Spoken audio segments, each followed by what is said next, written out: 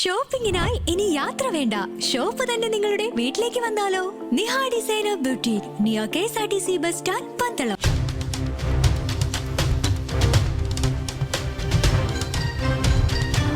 ലോക ഫോട്ടോഗ്രാഫി ദിനത്തിൽ കോന്നി ഐരവൺ PSVPM സ്കൂളിലെ ലിറ്റിൽ കൈറ്റ്സ് കുട്ടികൾക്കായി ഡ്രോൺ ഫോട്ടോഗ്രാഫി പരിശീലനം സംഘടിപ്പിച്ചു. ഹെലിപൈലിൽ സുജിത് ആറന്മുള ഏരിയൽ ഫോട്ടോഗ്രാഫി കുട്ടികൾക്ക് പരിചയപ്പെടുത്തി.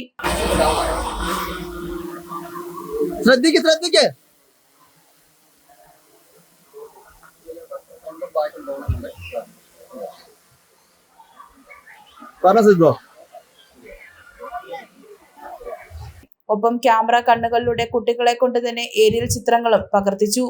സ്കൂൾ ലിറ്റിൽ കൈറ്റ്സ് ക്ലബിന്റെ നേതൃത്വത്തിലായിരുന്നു സംഘാടനം.